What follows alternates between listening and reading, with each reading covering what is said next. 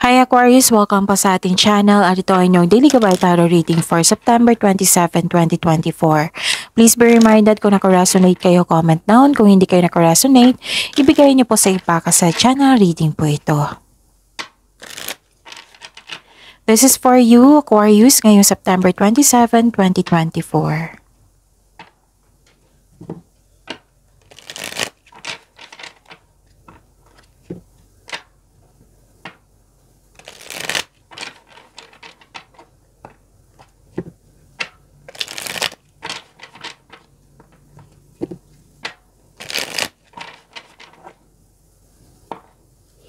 Para po ito sa inyo, Aquarius, September 27, 2024 po.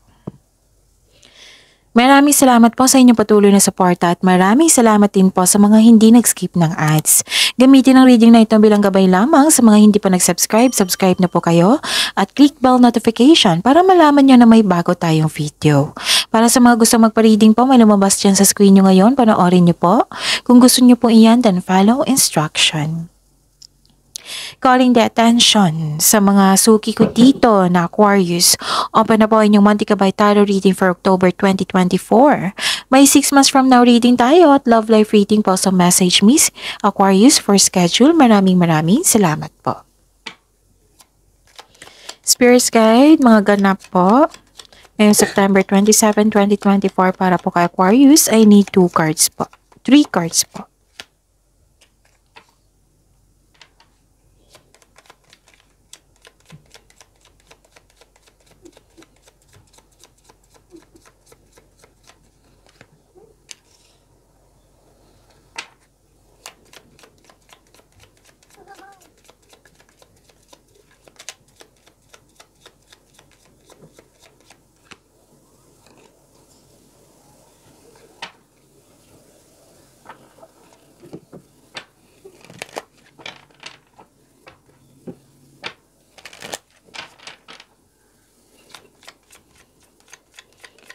Spirits Guide, message nyo po para kay Aquarius ngayong September 27, 2024. I need 2 cards po.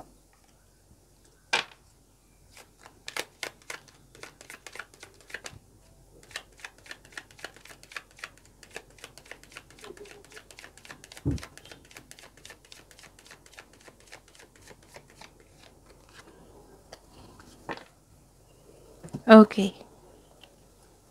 Aquarius, ngayong September 27, 2024, may nakita ko dito na may nagbigay ng suporta sa iyo. May nagbigay ng wisdom message sa iyo para sa inyong maturity. Ganon. Nakatulong tong taong to sa iyo para ma-inspire, para ma-motivate ka, para mag-take ka ng action with courage, ganon. Nakita ko dito na may realization ako may na-realize ka. What I meant is may nakita ko dito na may na-realize ka after mong na-receive itong wisdom message sa inyo. Dalawang card yun kasi nagsabi dito eh. Dalawang card na po nagsabi dito na may nagbigay ng suporta sa inyo.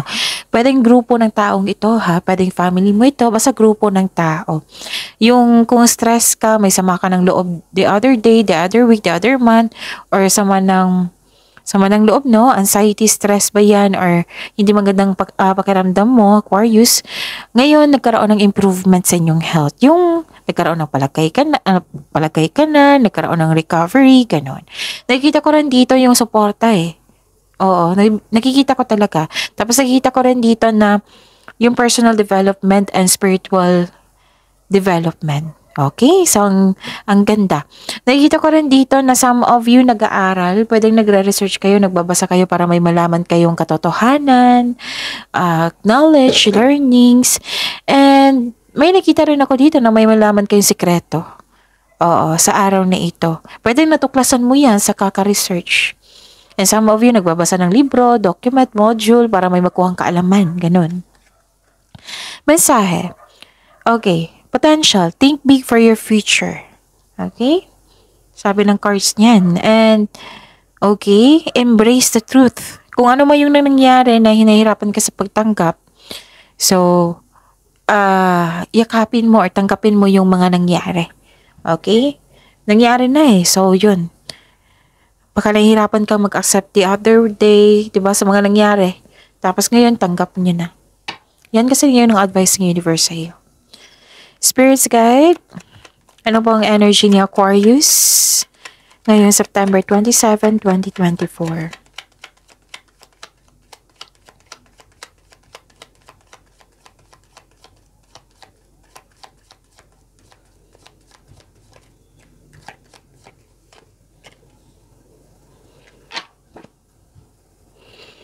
And the clarification of this card po.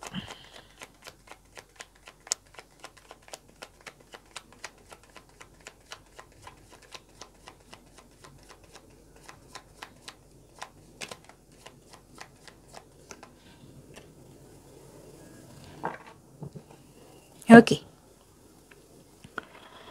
This is a daily reminder para hindi nyo makalimutan, para hindi kayo maguluhan, malito. Yes, this is a daily reminder. And para fair din sa mga bagong subscriber natin, Aquarius, para malaman din nila kung ano yung gagawin nila, ganun. Panoorin nyo po yung last 4 days kabay tarot reading nyo po, yung sunod-sunod na date. Like for example, napanood nyo ito ngayong September 27, 2024. Panoorin nyo po yung September 26, 25, 24, 23. Basta sunod-sunod po yung date. Kung may nakita kayo or may narinig kayong repeating message, kailangan nyo po iyan bigyan ng atensyon. Kung maaari po, bigyan nyo po ng solusyon at aksyon. Again, calling the attention sa mga suki ko dito na Aquarius, open na po inyong Monte Cabay Tarot reading for October 2024. May 6 months from now reading tayo at love life reading po. So message me Aquarius for schedule. Maraming salamat po. What is your energy, Aquarius? Okay, may concern kayo sa immature na tao na oversensitive, yung nahihirapan magtanggap sa mga sinasabi mo. Pwede ganun.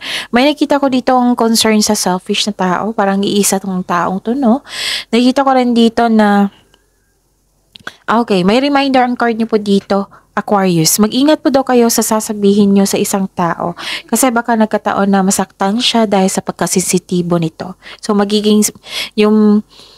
what I meant is mag-ingat talaga sa mga bawat salita mo, oo, improve your communication skills, oo. Kasi nakikita ko dito na sensitive itong taong ito. Pwedeng immature itong tao to, hindi siya marunong magtanggap ng mga advice, ganon. Oo, yan yung concern mo. Pero may mangyayaring confrontation mag-uusap kayo.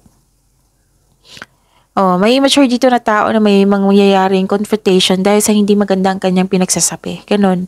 So, some of you, wala lang time sa sarili kasi you may be taking life too serious. Again, wala ka lang time sa sarili mo, you may be taking life too serious. Okay? So, bigyan ng halaga, yung pagbalanse talaga. O, lalabas yan kung sobra ka na sa, like for example, sobra ka na sa kakaisip, overthinking. So, sasabihan ka ng cards niya na, Aquarius, pahinga muna. Kung lalo na sobra sa trabaho, lalabas talaga yan. Kailangan lang kasi ng pagbalanse. Kung hindi, magiging disbalance, ayaw ng cards na may hirapan kayo. Kaya nga na may advice dito Okay? So, habaan niyo po daw yung pasensya mo sa taong ito. Mag-uusap kayo. So, improve your communication. And please know, yung communication is, kunin mo kung gusto niyo magkaayos kayo, kunin mo yung loob mo niya, yung attention niya. Yung sabihan mo siya na makipag-usap ako sa iyo, hindi sa magkaroon tayo ng away, kundi magkaayos, magkasundo tayo. Kailangan natin gumawa ng adjustment para makasundo tayo. Hindi ibig sabihin na may panalo at talo sa atin, may tama at mali. Walang mangyayaring ganyan, kundi magkakaroon lang tayo ng adjustment para magkasundo tayo. Ganun. Improve your communication. But hulihin mo talaga yung attention niya para mag-cooperate siya sa iyo, Aquarius. So, give time to yourself also, Aquarius. Sobrang busy mo to. This is blessing. Kung sa trabaho to, this is blessing. Kasi improvement marami kang ma-experience dyan. And nakita ko rin dito na okay. Hindi lang ito sobra sa trabaho. May concern kayo sa isang tao na drain yung energy kasi may partying too much dito. Huwag mo daw kayo sumama sa mga may bisyo like lasinggero or lasinggera. Some of you naman. Hindi naman lahat to. So, pwede din na may ganap na huwag kayong sumama sa grupo ng tao kasi nakita ko dito na hindi lahat totoo sa iyo. Nakikita ko kasi dito na chinichismis ka, may ganap na gossip, boundary issues, hindi kayo nag-usap. Kasi ganun, hindi kayo nagkaroon ng pagkakaunawaan. Or may tao talaga na hindi maganda ang treatment sa iyo. Mag-ingat din sa mga may committed na dyan, lalo na sa buhay mag-asawa. Kasi nakikita ko dito nang dahil sa sumama ka sa isang grupo, pwedeng may natutunan na sobra sa alak, yung sumama ka sa grupo kasi may mga taong hindi totoo sa iyo. Pwede din, 'di ba, na may concern, pwedeng kayo ito or concern mo sa isang tao na may inuman dito flirting. Oo, magkakaroon ng affair. So lalo na sa mga committed dyan ha, lalo na sa buhay mag-asawa. So, iwas kayo sa temptation, sa alak, sa partying too much, sa pagbigay ng tiwala sa mga tao, ganun. Put boundaries muna kung pwede po. And lalo na sa temptation, umiwas po kayo sa temptation. Okay? Guard yourself. Protektahan mo ang iyong sarili para magkaroon ka ng inner peace. Know your worth, protect your inner peace, accept and move forwards towards your goal. Kaya nga may sabi dito na embrace the truth. May nangyari, hindi na kailangan na malungkot kayo, ma-disappoint kayo. Bigyan nyo ng solusyon para magiging okay na lahat. Okay? Kaya nakikita ko dito pag-uusap and put boundaries, limit yourself. And umiwas talaga sa temptation. Okay? Spirit's Guide, Career and Money in Aquarius ngayong September 27, 2024.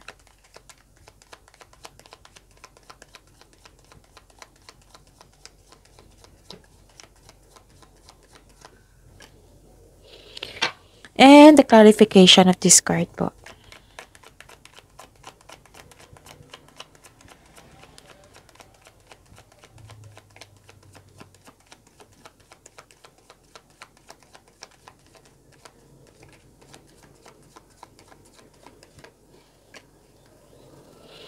This is your career and money, Aquarius. Tingnan natin. Okay. Nakikita ko dito na nagkaroon po ng persistence, self-reliance. This is your career and money, no? So, busy nga kayo. Oo, kaya nga sabi ng card dito kanina pa nabalanse ng oras kasi you are taking your life serious. Too much focus sa isang gawain. Wala lang panahon sa pamilya, sa sarili, ganun. Nakikita ko dito, kailangan talaga ng pagbalanse. Okay. Huwag po daw kayo mag-give up. Kasi marami kayong gawain talaga. So, baka ma-burnout kayo So, make time management. Ganun. Huwag kayong sumuko. Kasi malapit mo na matapos yung mga gawain mo. Kaya nga ang sabi ng card dito, huwag mo sumuko kasi malapit mo nang matapos yung gawain mo. Gusto mo mapahinga dito, this is very good.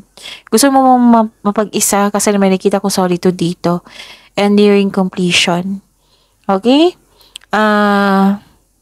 Okay. So, yun. May issue kayo sa isang tao na mataas ang ego or pride na kailangan ng mahabang pasensya nito kasi magkakaroon kayo ng communication nito. Or nagpasya kayong na put boundaries. Nakaramdam ka ng pagod dito. So, kailangan nyo talagang magpahinga. So, sabi ng card dito, move forward. Tapusin ang mga nag-aantay na gawain. Ano pa? Nakikita ko rin dito na you're finding a solution. This is very good. Kasi nga, ang sabi ko kanina sa inyo, di ba, na parang napapagod kayo, na may nangyari, ganun. So, finding a solution, you're decided to find the solution.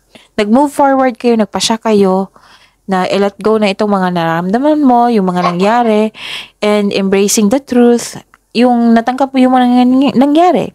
So, you're now finding a solution. This is good kasi tinutulungan mo yung sarili mo. Kasi may concern dito sa isang tao na ang sobra na tong taong to, ganun. Pwede din sobra na yung sitwasyon. Kailangan ko nang maghanap ng solusyon. Ganun. Okay? Pwede mo din ipagtanggol mo yung sarili mo. Sa mabuting maparaan, of course. Okay? Mhm. So, yan. Spirits guide, love life, self-love, partnership, and romance. Love life, self-love, partnership, and romance. The Aquarius ngayong September 27, 2024.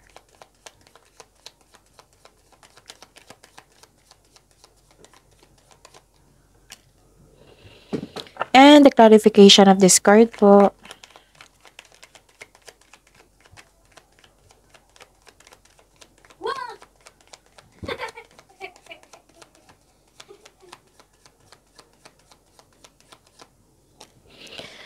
Maraming salamat po sa patuloy na tiwala at suporta sa ating channel at maraming salamat din po sa mga hindi nag-skip ng ads. May lumabas dyan sa screen nyo ngayon, panoorin nyo po. Kung gusto nyo po iyan, then follow instruction. Okay, Aquarius. This is love, life, self-love, partnership, and romance. May gossip ako nakita dito. Naging defensive kayo. Pinagtanggol mo yung sarili mo. Okay. May taong hindi totoo sa inyo dito. Pwede din nagbigay ng stress sa iyo. Basta may taong na hindi totoo dito. Kanina pa to, no? Kanina pa ito. Oo. May nag-o-observe sa inyo. Yes, nag-spy, nag-o-observe. May taong hindi na madaling kausap or matigas ang ulo. May sitwasyon na masakit sa ulo. May dalang chismis. So, alamin nyo muna kung totoo ba yan or hindi. Fact check nyo muna kung wag mo niwala agad sa mensahe. Kasi sayang naman, di ba? Kung maniwala kayo, tapos at the end of the day, hindi pala totoo. So, sayang yung energy nyo. Okay? So, yung mga iwasan nyo, kailangan nyong iwasan kung pwede po. Ano pa? Wow. Ang ganda nito. Kasi this is wealth, family, inheritance. This is completion of cycle. May matanggap ka na pera sa araw na ito, which is expected nyo po ito. Expected nyo ito, pwedeng na-delay ito, tapos dumating na ngayon. Oo, Aquarius, nakita ko dito dumating na, natuloy na, ganun. Pwedeng hindi pera ito, pwedeng, basta may expectation kayo, pwedeng na-promise to sa inyo. Tapos ngayon, natuloy na, ngayong araw na ito. Pwede din may natanggap kayong mana, pensyon, retirement, o masaganang ani ng buhay. And nakita ko rin dito, nag-spend time kasi yung family at may balak kang suportahan sa education yung isang bata. May nakita ko dito educational plan. Basta savings. Savings sa inyo sarili, savings para sa future. Nakita ko talaga dito. Sa mga single dito, papasok kayong sa buhay pag-ibig. Again, papasok kayo sa buhay pag-ibig kung seryoso na ito sa buhay. Syempre naman, 'di ba? Oo, hindi puro laro-laro kasi it's just a waste of time. Oo. And some of you, ipakilala mo na yung partner mo sa yung family, friends, sa relatives. Basta ipakilala mo siya. Pwedeng kayo ito, ipakilala kayo. Okay? May plano kayo ng family mo na mag-business. Basta nakita ko talaga yung support dito. Kanina po to grupo ng tao dito sa oracle nyo. Nakita ko talaga na buong suporta sa iyo ng tao. Pwedeng hindi yung family to, pwedeng group of friends. Basta grupo po. Para matupad yung pangarap mo sa buhay. May posibilidad na bumili ka ng property. Full support ang yung family or partner mo sa plano mo sa buhay. Nakita ko din dito na humihingi ka ng advice sa mga wiser. Pwedeng sa parents mo, elders, sa amo mo, boss. Oo. Basta wiser. Humihingi ka ng ano. So, yun ha. May nasunod na tradisyon dito. Yes, may nasunod na tradisyon. Nakita ko talaga dito. Okay. Yun, may natanggap kayo. So, that is a blessing. I-claim nyo yung blessings na yan. Okay? So, focus kayo sa binigay na blessings sa inyo. Pagyamanin nyo po. Oo. And, huwag nyo i-take yung negativity. Okay? Ito yung temptation ha. Oo. Lalo na sa mga committed dyan, umiwas kayo. Kasi ayaw ng cards na mamroblema kayo kung tatanggapin mo yan, mamroblema talaga kayo. So, ayaw ng cards na mamroblema kayo. And magbalanse Solitude, kailangan mo eh. Kailangan mo mapag-isa, kailangan mo magpahinga. Okay? So, pagyamanin mo yung blessings na yan. Positive affirmation ay kailangan, I am blessed, I am loved, I am healthy, I am safe, and so on. See you tomorrow, Aquarius. Please like, subscribe, and click the button for notification para updated po kayo sa daily tarot reading natin. Maraming salamat po.